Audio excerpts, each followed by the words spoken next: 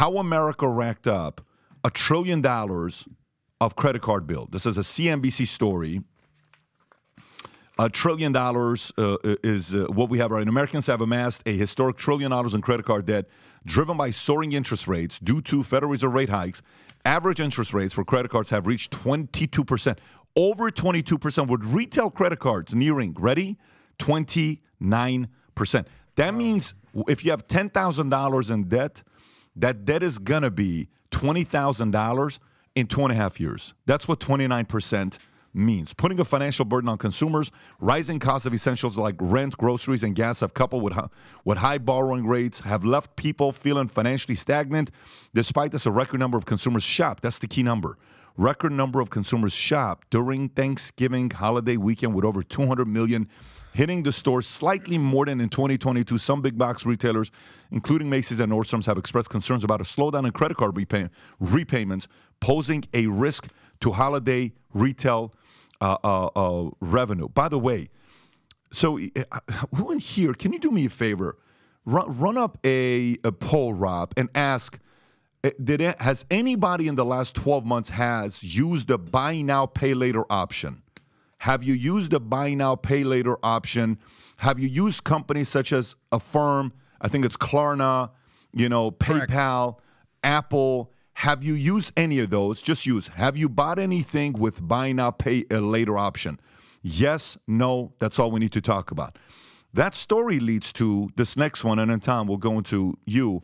More Black Friday shoppers use buy now, pay later, even as they shunned big ticket gifts, okay? So what are they talking about? Early holiday shopping data show that consumers are increasingly turning to buy now, pay later services like Affirm, Klarna, Afterpay, with $7.3 billion spent through these services as of Monday. The trends aligns with expectations that BNPL, buy now, pay later usage, will reach $17 billion this holiday season, an increase of 17% from the previous year, as indicated by Adobe October's estimate. Tom, I have some thoughts on this, but I'll go to you first. What are your thoughts when you see numbers like this? Well, I'll add to your number. With Cyber Monday, that $7 billion number you just quoted, Pat, became $9.3 billion. Wow. In BNPL. So right now, why do people use BNPL? 20% of consumers that apply for BNPL, and by this comes from Payments, which is a kind of a watchdog and a market research firm that covers credit cards, a lot of things. 20% of consumers said that the reason they use BNPL was to bypass a credit check because they don't want to hurt their credit score, or they weren't going to be able. They were going to get the soft credit check is what they call it. Yep. So check this out. BNPL was up 47% Black Friday. Last year it was 11%. This year it's 18%. And 20% of customers said that they would apply for it. So the real data is showing up. Check this out as well. This is kind of dangerous. Here we go. Half of people in a survey that was taken after Black Friday said they would have postponed or canceled the purchase of an item $500 or more that they used BNPL if BNPL wasn't available. Translation, I couldn't afford it, and I didn't have credit to do it, so I chose BNPL. So I think we need to look at BNPL delinquencies in Q1 and see what's going on there. And people, 30% of the survey respondents said that it was the low or non-existent interest rates. For instance, there are most people don't know BNPL. When Best Buy says BNPL through Affirm, paid through your PayPal, you will get 0 interest rates if you make the 4 payments and have it paid off by March 1st. So December, January, February, March, you pay that, it's 0 interest rate. So most people said they went for the 0 interest rate and no credit check, and we had 9.3 billion used, which was up 47% from last year. So check this out. So a couple other things. Vinny, how familiar are you with BNPL? Adam, are you familiar with BNPL at all? I don't recommend it, but I am familiar with it. Yes. Well, Pat, I always see it, but I always wonder how is it related to like a credit card, which is basically buy now, pay later. Okay, so correct? check this out. Here's how it works. Yeah. Give you a little bit of insight. Tom did a great job explaining it, but I'm interested in the format, right? So the question becomes, why the hell would I use a credit card over a BNPL? What's the difference? That's the first question everybody asks. I was just going to say. What's the difference between BNPL and a credit card? By the way, go to Klarna's market cap the last few years. Here's what these guys came up with. When the truth in lending, whatever, came out, that they started checking and making credit card companies more tighter because of the amount of money they were making, all this stuff, the pressure they got, new credit card company business was kind of on the down. So people are like, okay, what am I going to do now? What they define as a credit card is you making 4 payments or more. If you make 4 payments or more, so for example, you buy this phone for $1,000. You decide to pay this off in 10 payments of $100, credit card. If I buy this book for $40 and I'm able to make 4 payments of $10, that's a credit card.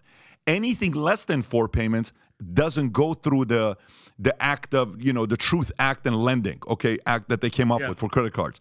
So what these guys did, the buy now, pay later, it's 3 payments. So I buy this phone, it's $1,000, I pay $250 up front. They don't consider that as a payment. They consider that as a down payment. Wow. Then I make 3 payments of $250 the next 6 weeks. $250, $250, $250. So 6 weeks later, I've paid the phone off for what? $1,000. So now the question becomes, okay, the customer's happy because they got the phone and they were able to pay it in 3 payments. And then the actual product developer is happy because they sold the phone for $1,000. But why the hell would there be a business model for this? Here's why.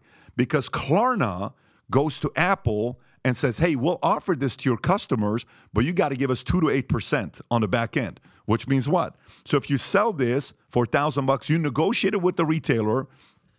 So let's just say the retailer negotiates 4%.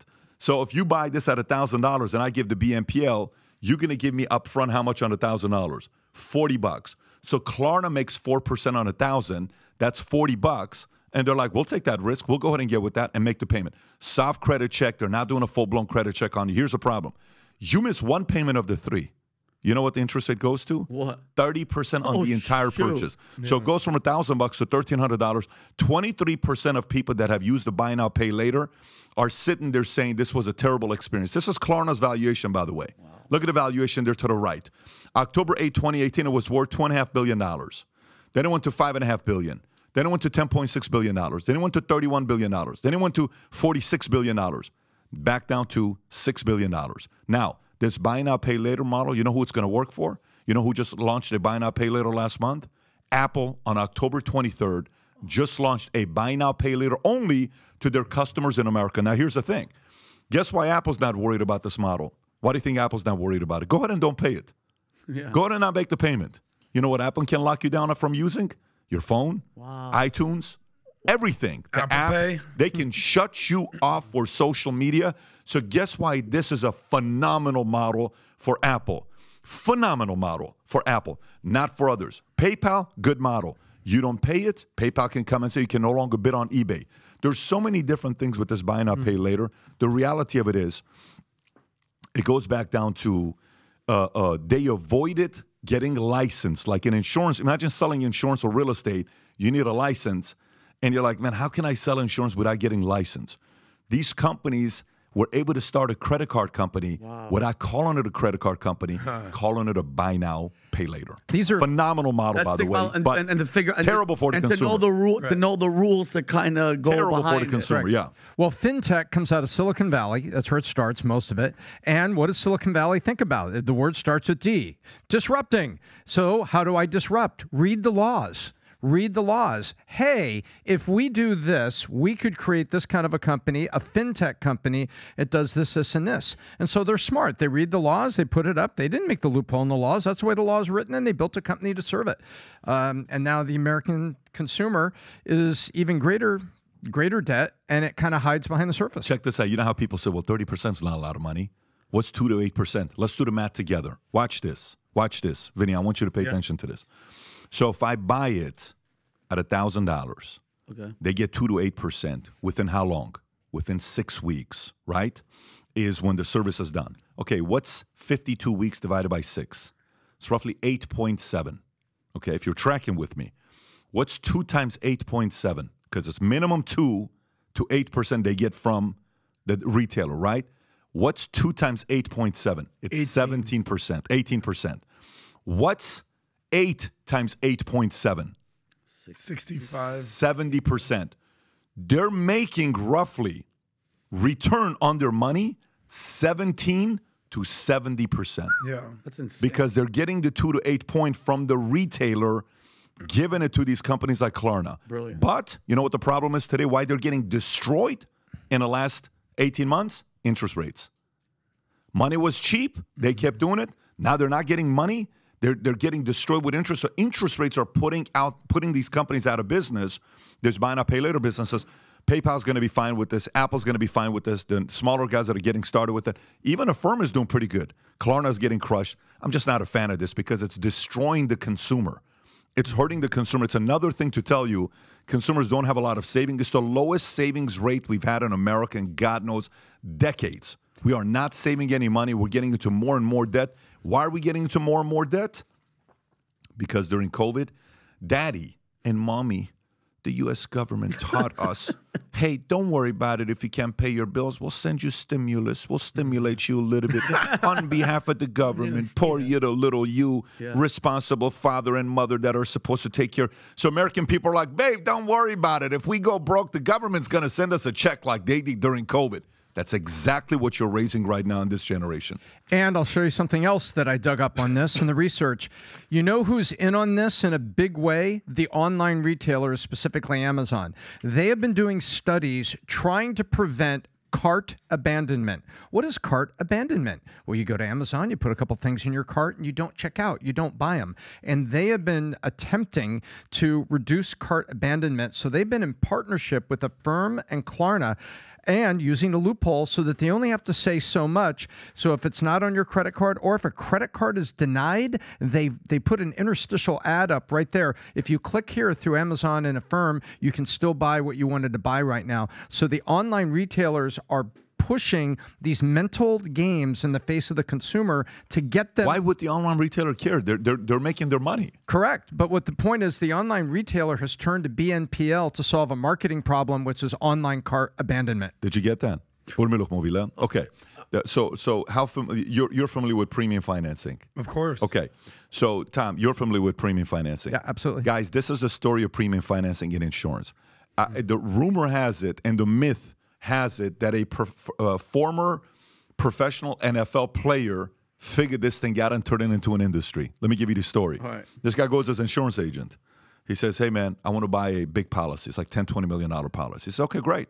Your premium is going to be $300,000, $400,000, whatever the number is. Mm-hmm. He says, all right, cool. I'd like to finance that premium. The agent says, what? Yeah, I want to finance my premium.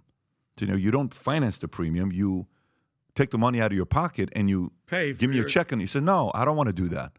I want to go finance this. You can't do that. He says who? And the insurance agent's like, well, that's actually a good question. I don't know if we can do that or not. So this football player goes to the bank, finances the premium of the insurance policy, gets the agent the $300,000 up front. The insurance policy is paying him whatever, 4% every year. He's using that to pay the interest on the loan at the bank. And the agent makes a couple $100,000 commission. He says, holy shit, let's call it premium financing. So there's three parties involved in premium financing. There's the client, there's the agent, and the bank. There's the insurance company. Okay. Guess who loved premium financing?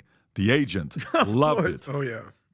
Guess who initially liked premium financing? The carriers. The carriers loved it. I sold more. That's right. The carriers like, dude, what the hell are we doing working with these guys? They're giving us 1,000 policies at $1,000. This one guy just gave us $100,000 or $1 million.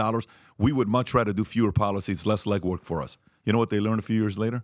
The agents were making, Vinny, there were crazy. Guys, Vinny, I'm not going to give names. There's some guys who made so much money, they bought professional soccer teams in Europe. Shut up. No, shut up. Shut up, man. They bought professional soccer teams in Europe called premium financing. A few years later, they realized we got to regulate this shit. It's getting a little out of hand because then clients' interest rates were changing, couldn't pay the payments.